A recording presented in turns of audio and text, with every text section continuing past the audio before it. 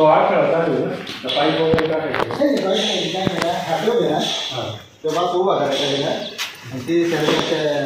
वर टाकलं तिथेच कोपऱ्यात दिसतोय का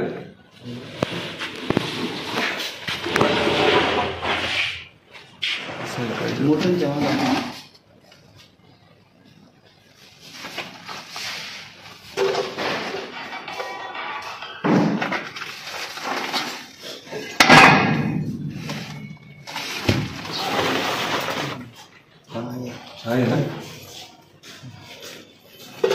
बळा इकडे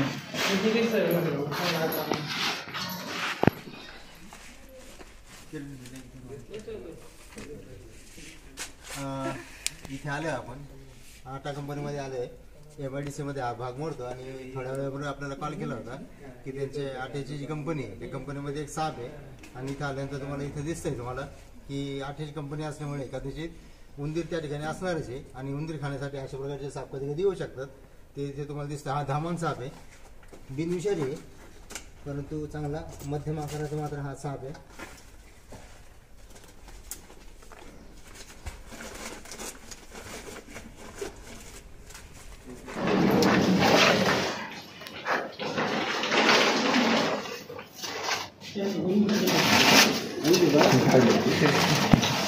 मोठी आहे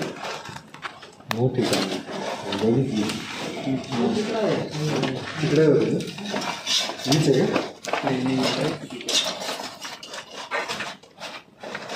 मोटर हलवायची का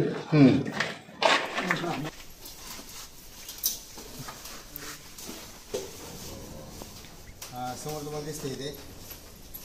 मध्यम आकाराचा धामण साप आहे आणि कदाचित ज्या ठिकाणी आठ्याची कंपनी असल्यावर अगोदर नमूद केलं की आठ्याची कंपनी असल्यामुळे उंदीर तिथे असणार आहेत आणि उंदीर खाण्यासाठी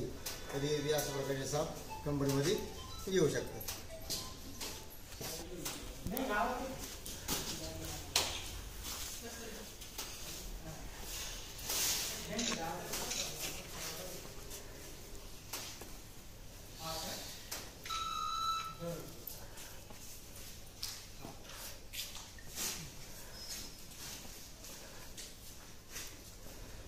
दिसतंय तुम्हाला समोर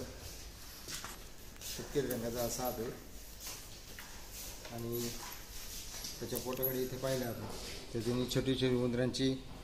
एक 4-5 पिल्लं तरी खाल्लेली असणार आहेत आणि 4-5 पिल्लं खाल्ल्यामुळे ते एका ठिकाणी बसला होता लपून आणि शिकार घेतल्यानंतर साप मात्र थोड्याशा अडचणीमध्ये स्वतःच्या सुरक्षेसाठी बसू शकतो आणि समोर तुम्हाला दिसतं हा धामण आहे याला घाबरण्याचं कारण नाही परंतु कोणताही साप जर असेल तर सापाला पाहिल्यावर सर्वसामान्यांना भीतीच वाटते आणि समोर तुम्हाला दिसते जरी बिनविषारी असला त्याच्याजवळ जायचा प्रयत्न केल्यानंतर मात्र ते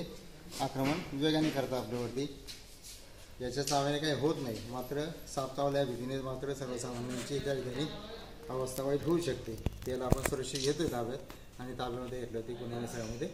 एक विशेष असं किट वापरले या किटचा वापर करून सापांना आपण सुरक्षितामध्ये घेत असतो आणि निसर्गात सोडताना पण आपल्याला सुरक्षित त्यांना सोडता येतं तर समोर तुम्हाला दिसतंय हा धामण साप आहे ज्याला आपण घेतोय सुरक्षित ताब्यात आणि ताब्यामध्ये घेतलं होती पुन्हा निसर्गात सोडून देऊ पण ज्या पद्धतीने तुम्ही पाहताय असं व्हिडिओ बघून मात्र कोणी साप करण्याचा प्रयत्न करायचा नाही